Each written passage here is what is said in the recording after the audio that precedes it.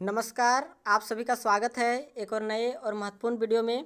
आप सभी को बता दें कि आज हम लोग इस वीडियो में बात करेंगे जेएसएससी द्वारा जारी किया गया एक विज्ञापन के संदर्भ में। यह विज्ञापन जो कि कल ही प्रकाशित किया गया है, इस पर हम लोग देखेंगे क्या कुछ जो कि कितने पद हैं, साथ ही क्या कुछ रखा गया है, योग्यता, उम्र सीमा क्या कुछ है, तमाम सभी चीज़ें देखेंगे। तो आप सभी इस वीडियो में अंत तक बने रहें।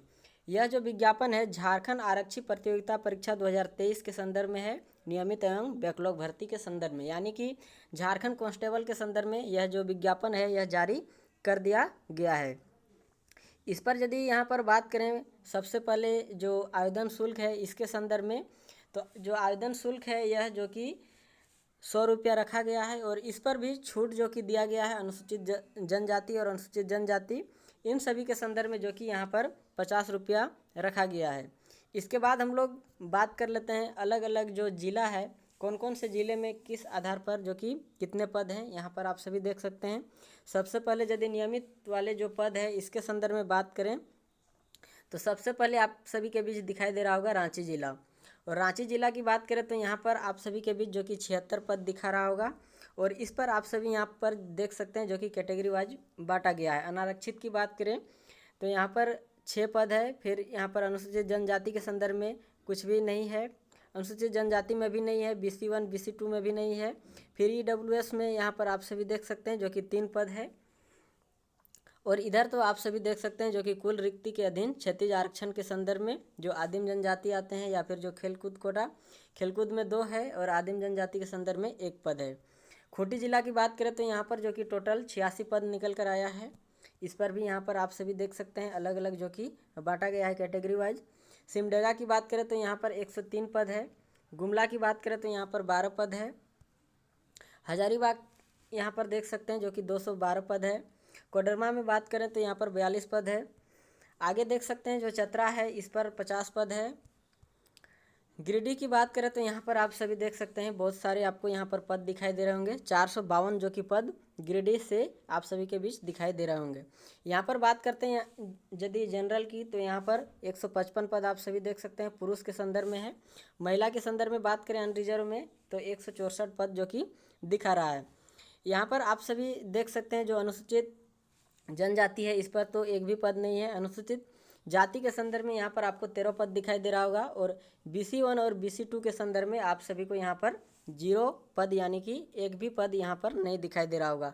अब पता नहीं इस पर क्या कुछ जो झारखंड है इस पर जो आरक्षण नीति है क्या कुछ इस पर लागू हुआ है, यह तो पता नहीं है। यहाँ पर आप सभी देख लीजिए आगे जो पद है इस पर जो कि रामगढ़ की बात करें तो यहाँ पर इस पर भी 200 पद है और इस पर भी आप सभी यहाँ पर जो कि देख सकते हैं BC1 BC2 या फिर अनुसूचित जाति, इसके संदर्भ में भी आपको कोई पद नहीं दिखाई दे रहा होगा। महिला है, इसके संदर्भ महिला के संदर्भ में भी आपको 0 दिखाई दे रहा होगा इन सभी कैटेगरी में। आगे बात करें यहाँ पर बोकारो जिला, तो बोकारो जिला में आप सभी यहाँ पर देख सकते हैं 136 पद है। धनबाद की बात करें तो यहाँ पर आप सभी देख सकते हैं 337 पद है। पलामू जिला की बात करें तो यहाँ पर भी आप सभी देख सकते हैं 44 पद है। लातेहार में 112 पद है। इस तरह करके अलग अलग जो ज़िला है इस पर आप सभी को पद दिखाई दे रहा होगा। दुमका की बात करें तो 164 पद है। जामताड़ा की बात करें तो 52 पद है। देवघर में बात करें तो यहाँ पर 343 पद है। गोड्डा में जो कि 46 पद है। साहेबगंज में 131 पद है। पश्चिमी सिंहभूम में 322 पद है। आगे यहाँ पर देखिए सरायकेला खरसावां में 305 पद है और JAPTC यहाँ पर आप सभी देख सकते हैं इस पर जो कि कुल रिक्त 10 पद दिखा रहा है। इस तरह करके अलग अलग जो बैकलॉग भी है या फिर रेगुलर है सभी पर आप सभी को यहाँ पर जो कि इस पर आप सभी देख सकते हैं जो बैकलॉग है इसके संदर्भ में। अब बैकलॉग की बात करें तो यहाँ पर खूंटी के संदर्भ में जो कि 27 पद दिखा रहा है।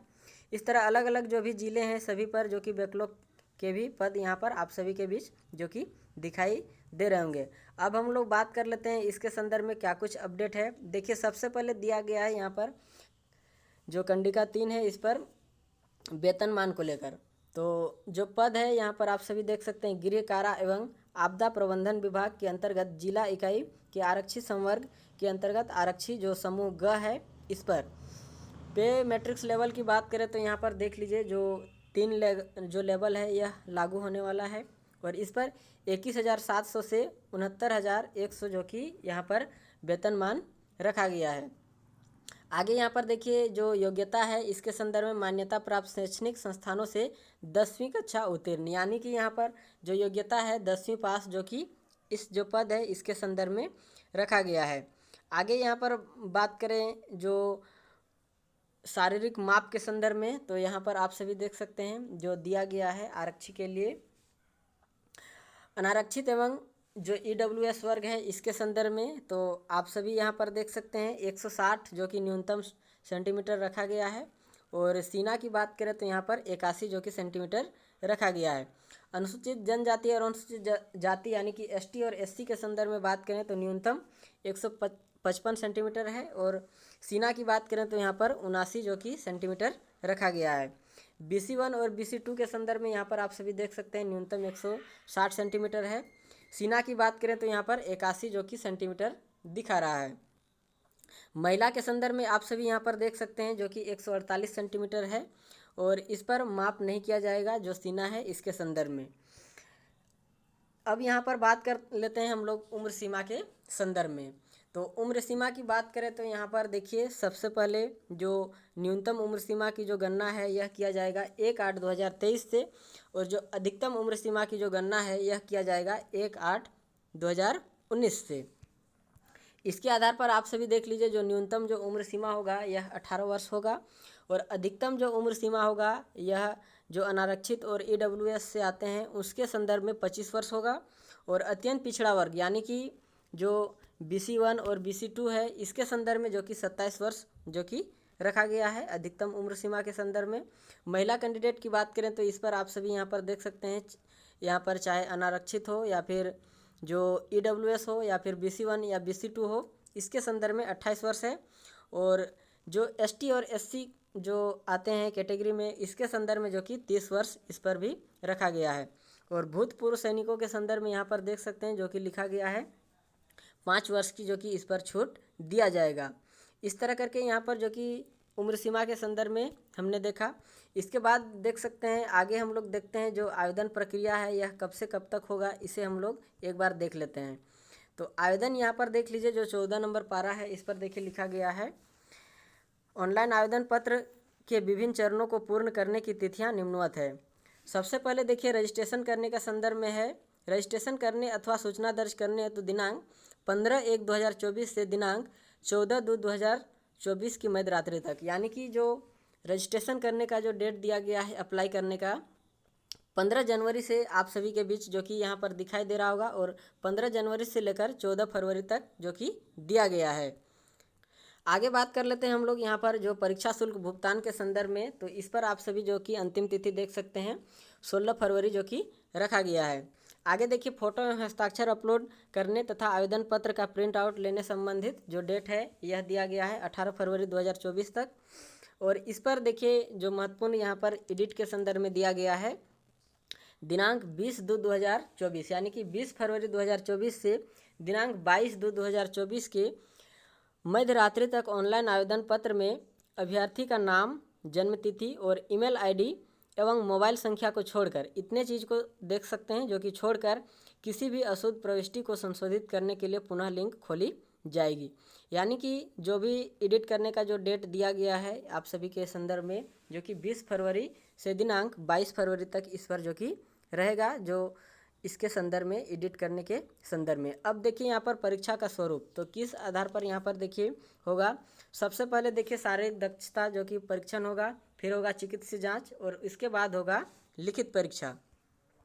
तो देख लीजिए यहाँ पर जो शारीरिक दक्षता परीक्षण है इसके संदर्भ में झारखंड राज्य पुलिस नियुक्ति नियमावली यानी कि जो पुलिस सेवा के लिए भर्ती के संदर्भ में जो पद्धति है 2014 वाला, उसी के संदर्भ में जो कि इस पर लिया जाएगा। इस पर देखिए जो भी प्रावधान है के अनुसार अधिसूचित चयन पर्षद द्वारा अभ्यर्थियों की शारीरिक दक्षता परीक्षण ली जाएगी जिसमें सफल होना अनिवार्य होगा। साथ ही शारीरिक दक्षता परीक्षण यानी कि जो क्वालिफाइंग होगा परीक्षा है इसमें कोई अंक दे नहीं होगा। चयन पर्षद शारीरिक माप एवं शारीरिक योग्यता में योग्य तथा अयोग्य अभ्यर्थियों की सूची आयोग को उपलब्ध कराएगा। इसके संदर्भ में जो कि जो लिस्ट है वह जारी कर दिया जाएगा। आगे यहाँ पर आप सभी जो चिकित्सीय जांच है यह भी आपका जो जो 14 है इसी के वर्णित के प्रावधान के ही अनुसार जो कि इस पर भी लिया जाएगा। फिर इसके बाद आप सभी के संदर्भ में जो कि लिखित एग्जाम लिया जाएगा, ये आप सभी के संदर्भ में देख सकते हैं जो ग नंबर पर है। देखिए इस पर किस आधार पर लिया जाएगा। शारीरिक दक्षता परीक्षण एवं चिकित्सा जांच में सफल अभ्यर्थियों को ओमार सीट पर, यानी कि जो कि एग्ज़ाम जो होगा यह ऑफलाइन होगा। और इस पर देखिए कहा गया है कि आधारित लिखित परीक्षा ली जाएगी। लिखित परीक्षा यदि विभिन्न समूहों में लिया जाता है तो अभ्यर्थियों के प्राप्तांक का नॉर्मलाइजेशन किया जाएगा, यानी कि यदि अलग अलग पाली पर एग्जाम लिया जाता है तो इस पर जो कि नॉर्मलाइजेशन भी किया जा सकता है। अभ्यर्थियों की मेधा सूची उनके प्राप्तांक में नॉर्मलाइजेशन अंक के आधार पर तैयार किया जाएगा और साथ ही परीक्षाफल प्रकाशन के पश्चात उन्हें नॉर्मलाइज अंक ही दिया जाएगा। ये आप सभी के संदर्भ में जो कि दिया गया है। लिखित परीक्षा के संदर्भ में आप सभी यहाँ पर देख सकते हैं जो कि क्षेत्रीय और जो जनजातीय भाषा है इसके संदर्भ में जो कि पेपर 1 के संदर्भ में एग्जाम लिया जाएगा। यहाँ पर अलग अलग जो कि आप सभी को जो कि जो क्षेत्रीय भाषा है इसके संदर्भ में दिखाई दे रहा होगा, हिंदी, अंग्रेजी, संस्कृत, उर्दू, संथाली, बांग्ला, मुंडारी, हो, खड़िया, कुड़ुक, उरांव, कुरमाली, खोटा, नागपुरी, पंचपरगनिया, उड़िया, इन सभी में से देखिए आप सभी के बीच जो कि 100 बहुविकल्प प्रश्न जो कि इस पर पूछे जाएंगे। इसके बाद देख सकते हैं जो कि इस पर महत्वपूर्ण रूप से यह कहा गया है कि 30% न्यूनतम अंक प्राप्त करना अनिवार्य होगा। इसके बाद आपका जो कि पेपर 2 होगा, इस पर भी आप सभी यहाँ पर देख सकते हैं, यह भी भाषा से ही संदर्भ में जो कि लिया जाएगा। अब यहाँ पर आप सभी देख सकते हैं शारीरिक जो दक्षता परीक्षण के संदर्भ में जो ऊपर में लिखा गया था यह कितना से कितना होगा, तो देख लीजिए सबसे पहले जो दौड़ होगा यह पुरुषों के संदर्भ में 10 किलोमीटर का जो कि दौड़ किया जाएगा। और जो 10 किलोमीटर का जो दौड़ होगा यह जो समय है यह 60 मिनट जो कि रखा गया है, यानी कि 1 घंटा का समय इस पर रखा गया है। बात करें यहाँ पर महिला कैंडिडेट के संदर्भ में तो 5 किलोमीटर का इन सभी के संदर्भ में दौड़ होगा और जो कि 30 मिनट का जो कि इस पर समय दिया गया है। इस तरह करके आप सभी यहाँ पर देख सकते हैं अलग अलग जो कि दिया गया है, जो शारीरिक दक्षता के संदर्भ में हो गया या फिर चिकित्सा के संदर्भ में।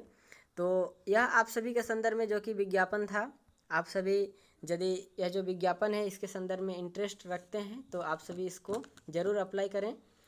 यह था आप सभी के संदर्भ में अपडेट। उम्मीद करता हूँ आप सभी को यह अपडेट अच्छा लगा होगा। इस वीडियो में अंत तक बने रहने के लिए आप सभी का बहुत बहुत धन्यवाद।